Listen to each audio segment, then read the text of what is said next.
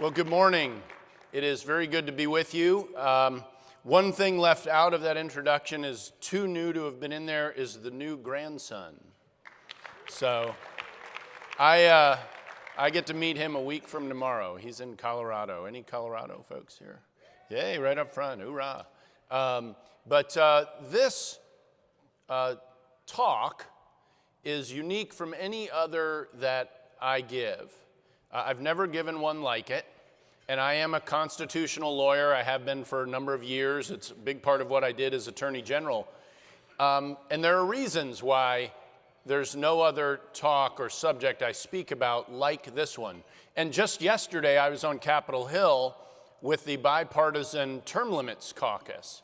That's a constitutional amendment, but it is still nothing like this one. And by the end of this talk, I hope you'll understand why. So I'd like to start out, I mentioned the Term Limits Caucus on a bipartisan basis here with Erskine Bowles. I know we have North Carolina folks here, since I was having breakfast with one. He's the former chief of staff for then President Bill Clinton. He also co-chaired President Obama's, I forget the exact name of it, but it was basically the Deficit and Debt Commission that President Obama put together.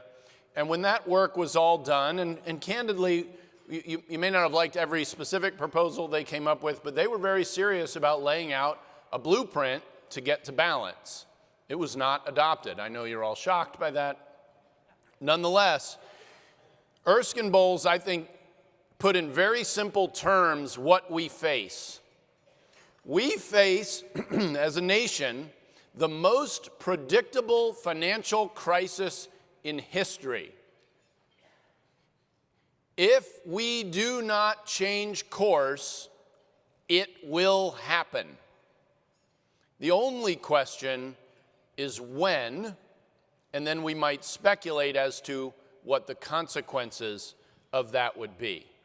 So let's talk a little bit about history. Let's see, there we go.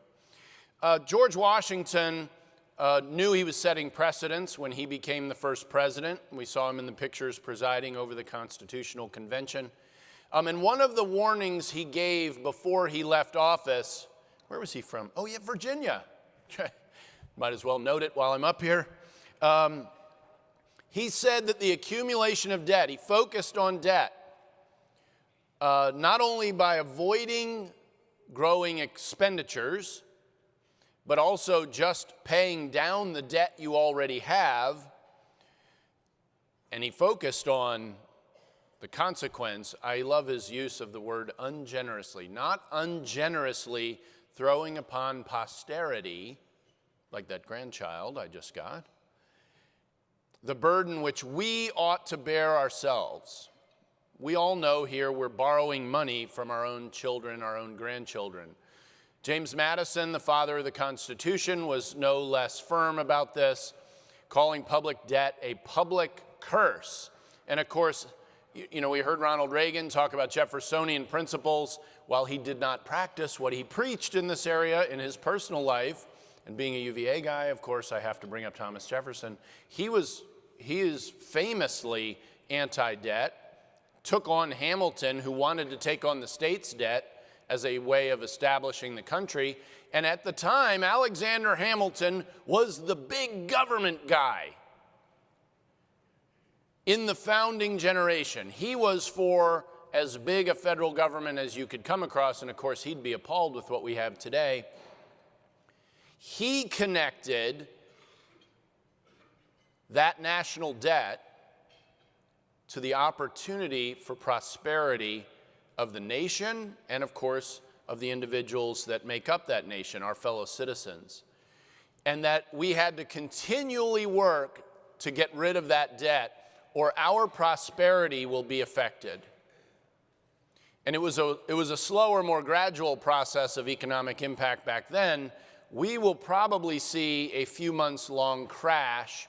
It'll be like watching a train wreck when it happens.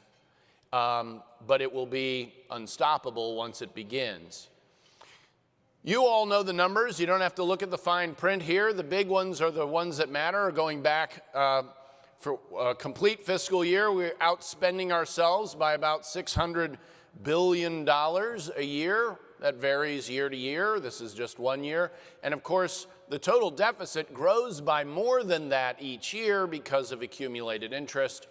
That is the problem we've been facing for a long time. Every one of you comes from a state, well, there is one state that doesn't fall into this category, that has to balance its budget. Your family has to balance its budget. Your businesses have to balance their budget. I mean, literally the way Congress conducts itself would be criminal if a board of directors of a corporation did this. It would border on it. And yet that's how our country has been operated.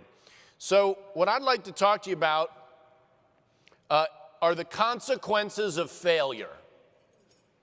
And I basically think there are two paths that can happen here.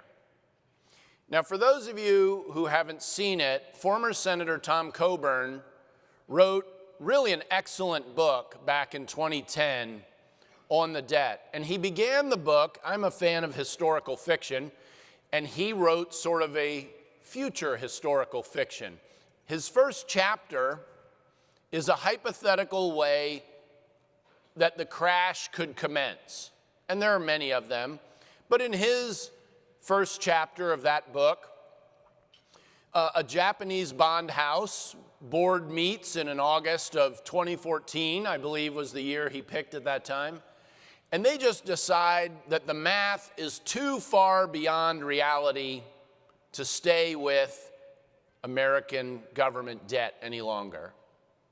And, you know, a lot of us talk about America becoming bankrupt.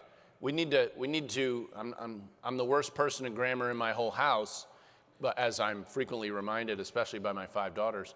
But that is a present tense reality. We have been bankrupt for a long time. We are bankrupt. We just don't face the consequences that every other entity in the world faces because of essentially emotional confidence in the United States of America. So in Senator Coburn's hypothetical, first one bond house does this, and then another one spots it and says, you know we've been beyond these numbers for a while, so maybe they know a little something we don't know, and it slowly picks up steam. You can see where this goes. And then American debt is plummeting in value in the world market. We can't place more debt. And the reality of this is simple math. Mathematics. If you're a radical because you believe in math, well, make me a radical.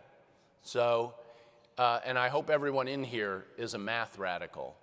The friends we have to the north, the Canadians, a little over 20 years ago, under a liberal government, faced up to exactly this problem. And I remember reading, the Wall Street Journal does these long-form interviews, you know, on Fridays, or they used to. I don't get the Wall Street Journal anymore, but they interviewed Trudeau, who at that time was the finance minister, not the prime minister, and that was his response. They sort of asked the question of, well, what got you all to do this? And he said, it's just math. It's just math. The books didn't balance, and we couldn't keep going that way. Now, mind you, the Canadian dollar is not the world's reserve currency.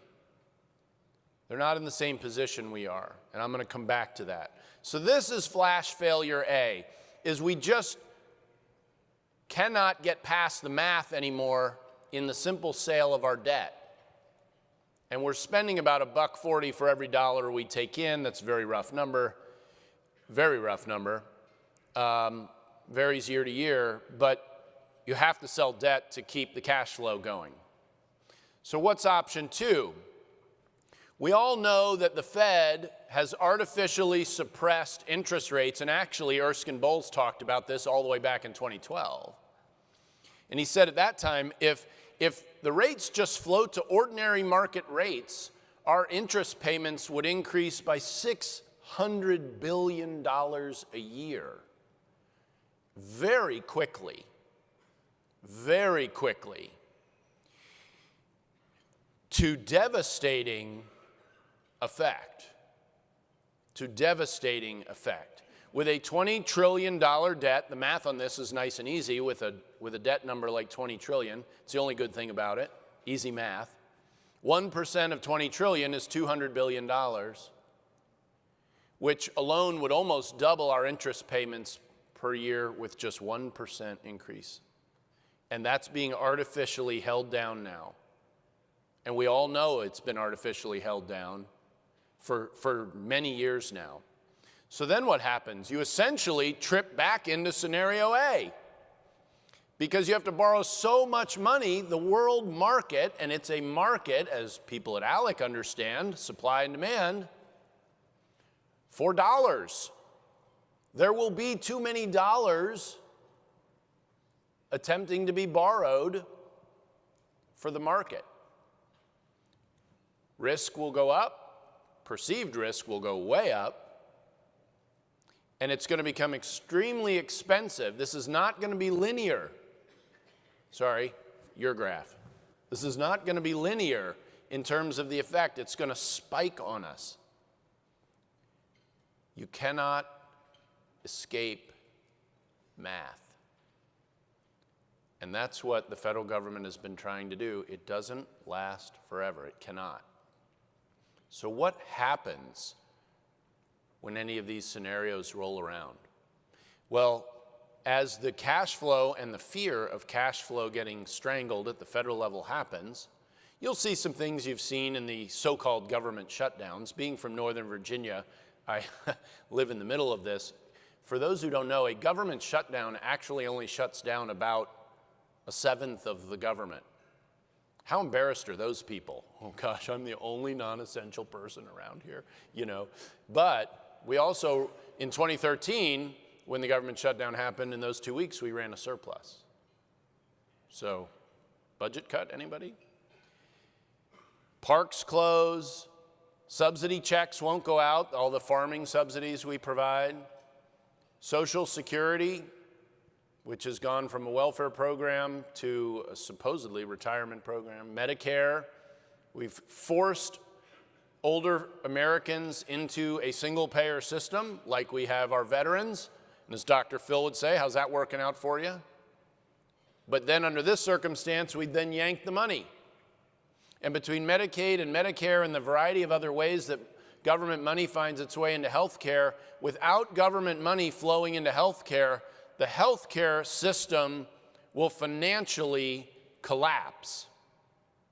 And in your states, the more tenuous hospitals, probably in the more rural areas first, will literally collapse financially when that flow of money stops. And I think it's important to remember there is a moral component to all of this. I talk about this with regulation also, but it's very true with the Balanced Budget Amendment and the coming financial crisis that Erskine Bowles warned us about. The people who will be hurt the worst, and there's no avoiding it, are the poor. It's true when you regulate, it's true when you make sudden change like this, and the reason is they do not have reserves to fall back on. Familial reserves, financial reserves, they don't have other options. They don't have anywhere to go. And we're going to see a very serious downside to the dependency we have created as a nation. But setting aside the dependency, there are people who need government help. And it is going to very suddenly be threatened and then go away when these scenarios happen. Never forget who's going to be hurt first and worst, and it's going to be the poor. It's going to be the poor. I mentioned the instability of healthcare. Of course, defense. One of the former chairman of the Joint Chiefs of Staff is a rabid supporter of the Balanced Budget Amendment because he knows the impact this will have on our ability to defend ourselves. Think through history. Great nations are also militarily great. That doesn't happen without an economic foundation. We saw Ronald Reagan. Ronald Reagan figured out how to beat the Soviet Union. Math and the Department of Defense. He spent them into oblivion. We figured out their weakness. Their economy could not support parity on a military level with the United States of America, and they tried to keep up, and their economy couldn't do it. They couldn't do it. One way to talk to your friends about this is, do you want to be able to defend America in 2018? You know, oh, we got to spend more on defense. We got to, you know, there are a lot of people who believe that. Do you want to be able to defend it in 2038? 2028? Maybe you'd like to do both. Maybe you'd like to do both. I'd like to do both. And that means we're going to have to rein this system in, and Congress isn't going to do it without a balanced budget amendment that has to come from the states. Has to come from the states. Government pensions, salaries, all that's going to get cut and go away. Stock market's going to crash horrifically. Greece is a great example, lost half its value or so in the year following their crash. But in the real world, this is going to create sudden and severe change in the political world you all live in the policy world you live in. Unlike Europe, we don't call elections. They're scheduled already. This isn't going to bring about instant change of who's in charge. Whoever is there when it happens is going to deal with it. And it's going to produce a rise of radicals. And the debate, abortion, defense, pick any hot button issue you want, they're going to pale in comparison to the debate over, do we default on our own debt or not? That's what the debate will very quickly devolve to, very quickly. Aren't going to be any new elections. Whoever's there is going to deal with it. And I think, I hate to be pessimistic, it is sort of my natural state of being, but the question I asked last on here, will the rule of law be honored? If I were a betting man, my bet is no. You remember the Chrysler bailout? Now, some of you may not have paid close attention to the nitty-gritty details. Bondholders who had priority and owners who had priority were squeezed out. Their property was taken at the order of the federal government, and the Second Circuit Court of Appeals approved it. Do not expect the rule of law to be honored, at least not in all respects. And that's been a foundational principle, even when Americans disagree vehemently with each other, that we're all playing with the same basic set of rules. That assumption may not survive this kind of a crash. By the end of 2021, of our $20 trillion of debt, about $6 trillion of it comes due. Think about that math in addition to the existing budget. In that time, they're likely to borrow almost $4 trillion more, or try to. And if no one will buy that debt anymore, you can't refinance the debt because they're literally paying off credit cards with credit cards. That's what that $6 trillion is. They issue more debt to pay off that debt. It's literally paying off your credit card with another credit card. What does it look like where you live when that happens? Well, to use one incident of broad public angst, I'll look back to where I went to college, Charlottesville, this past summer. It was pretty ugly. Americans' responses to what happened there were very strongly felt. The president had an event in Phoenix shortly thereafter. It was just kind of a rally speech. and violence was erupting outside the venue.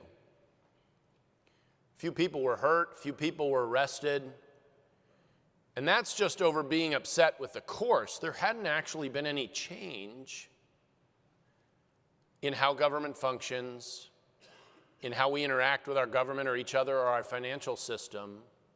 That was minor stuff. Really isn't even in the league we're talking about. Well, what is? We all know what is. Greece. I want you to take a close look at this picture. Look at the guy in the lower left with the glasses. That guy is wearing a blazer and a button-down Oxford to the riot. My guess is he's some kind of professional of some sort or another. Look at those signs. They are pre-printed signs. They were ordered and printed, bought, tied to their sticks, and brought to the riot. This is not subtle stuff. I felt very sorry for the police officers in Greece who had no part really in bringing about this calamity, who had to keep order because of the calamity. But it reached the point of violence. And what did we call it? They basically had to spend less. And it caused riots. Organized riots. Those flags, those are organized. It's not a coincidence that they each brought that kind of thing. They've all got sticks. They're beating on the police here. Folks, you can fully expect to see this and the escalation that happened in Greece with each round, because this isn't going to happen and be solved in one instance. There's going to be rounds of solutions. It's going to be incremental, and people aren't going to like every round. And each time, the violence is going to be worse in the street. It's going to go from riots to Molotov cocktails. It's going to get worse. This is what we have to look forward to. America is not immune from math. And the reaction you saw in Greece was simply one driven by human nature writ large. We are not immune to the reactions Greeks had. And it got worse, and it got worse. And the question is, how bad will it get for us? The economy of Greece is the size of Boston. Boston. And they had somewhere to go to get bailed out, the rest of the European Union. They were actually very demanding of the rest of the European Union, Germany in particular. There's nobody to bail us out. There is no one to bail America out. Now, I mentioned our currency. One possibility, at least in part, is the printing of money. One of the reasons we are the sole superpower in the world is the American dollar is the reserve currency of the world. It insulates us. We live our whole lives without ever knowing the financial stability at a macro level that we have because our currency is the benchmark. It's what oil is sold at, for instance, all around the world. When Saudi Arabia sells Japan oil, they sell it in US dollars. Yen gets spent, converted to dollars, paid to the Saudis. If we start printing money to solve this problem, we will lose one of the most important elements of our sole superpower status. And believe you me, there are countries like China that really want to see that happen. It will introduce instability not only into our economy, but the world economy. Now, we care about America, but there are consequences for the whole world of this failure, for the whole world. Like I said, I don't give any other political remarks in my 15 years since I started running for office in Northern Virginia like this subject. Nothing else has these consequences. I can't tell you the day, the month, or the year they're going to happen, but just like Erskine Bowles, the one thing you know is they will happen. They will happen because there is no escaping math. There's no, all your math teachers would be very proud, but there's no escaping math. I appreciate you all spending some time with me. There is one of the breakout sessions is going to address the balanced budget amendment this morning. I would urge you all to participate in that.